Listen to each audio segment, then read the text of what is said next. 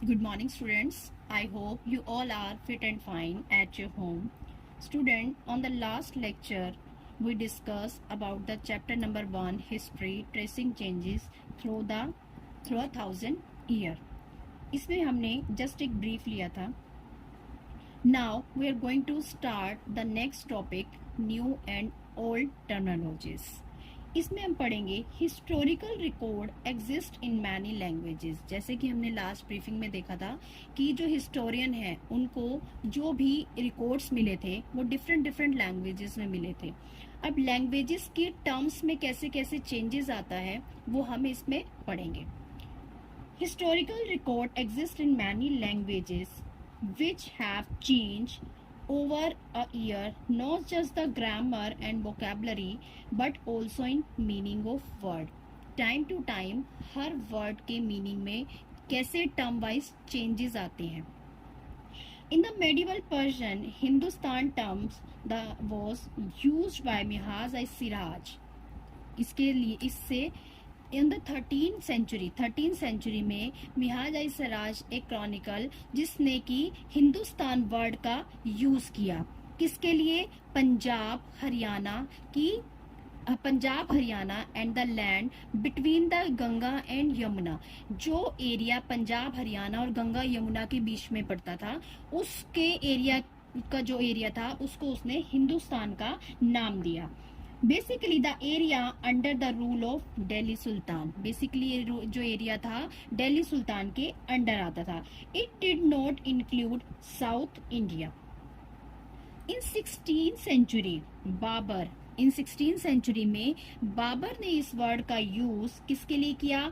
To describe geographical condition, geography, the fauna and the culture of the inhabitant of the subcontinent. वहाँ की फोना flora और वहाँ के लोगों के कल्चर के बारे में, जो लोग वहाँ पर रहते हैं उनके कल्चर को डिस्क्राइब करते हुए वहाँ के बारे में बताया. Early Hindustan mean geographical the culture identity. Today Hindustan means a nation state. आज का जो मॉडर्न टाइम है उसमें हम हिंदुस्तान वर्ड का मीन लेते हैं नेशन स्टेट के लिए. Just like the term India. अब एक एग्जाम्पल हम और लेते हैं कि कैसे टाइम के हिसाब से हर वर्ड के मीनिंग्स, हर वर्ड के टर्म्स चेंज हो जाती है. जैसे कि आज हम एग्जाम्पल लेते हैं कि अगर हम आज एक वर्ड, सिंपल वर्ड बोलते हैं फॉरेनर. फॉरेनर का मीन क्या है? जो पर्सन इंडिया से बाहर से आया हुआ है, इससे ही कंसिडर करते हैं. बट अगर पहले टाइम की हम कंसिडर करें तो हम कंसिडर करते हैं जो मेडिवल पीरियड का टाइम था. It is consider as any stranger. ये कंसिडर करते हैं कि एक ऐसा व्यक्ति जिसे हम जानते नहीं है, जो कि ना ही उस गांव का है ना ही उस एरिया का है, हम इससे कंसिडर करते हैं. It is called also as a परदेसी, जिसे परदेसी या अजनबी के नाम से भी बुलाया जाता है. ठीक है, तो इस तरह से हमने देखा कि टर्म्स कैसे कैसे चेंज हो रही हैं. Now historians and their source.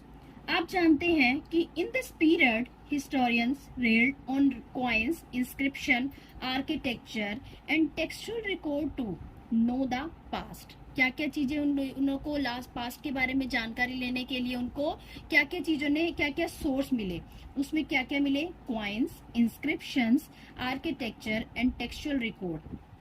The number of variety of textual record increased dramatically in this period. जो वेराइटी थी किसकी? टेक्सचुअल रिकॉर्ड की, वो बहुत ज्यादा इंक्रीज हुई. किस रीजन से? क्योंकि पेपर के यूज की वजह से. पेपर क्या था वहां पर? Easily. This is due to the fact that paper become more widely available and cheaper.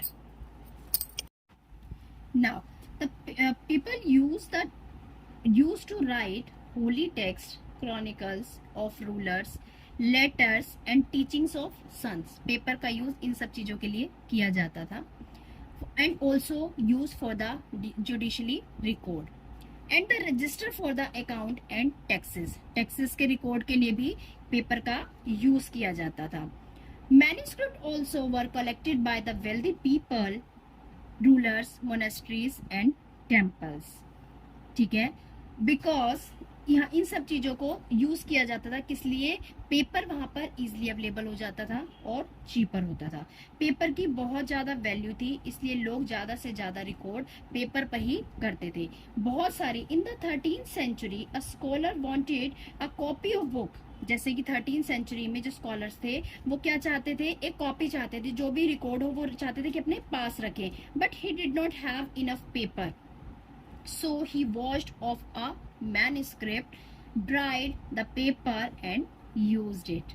Students, the paper was not much available and was very much expensive to get. A century later, you buy some food and some comes wrapped in paper. Paper now is available too easily and cheap. Okay? As we discussed, there was no printing press. As those days, so scribes copied manuscript by hands. क्या करते थे scribe? क्या करते थे? जो manuscript को hand से लिखना शुरू करते थे, उसकी कॉपीज करना शुरू कर देते थे, क्योंकि we do not find original manuscript to author today. We are depends on the copy of later scribe. Students, जैसे कि आप जानते हैं, जब भी हम किसी चीज की कॉपी करते हैं तो उसमें धीरे धीरे उस टाइम के हिसाब से, जैसे कि फर्स्ट कॉपी, ओरिजिनल कॉपी, जब उसे हम सेकेंड टाइम कॉपी करते हैं तो उसमें कुछ ना कुछ चेंजेस होते हैं. On occasion author revised their chronicles at different time. The 14th century,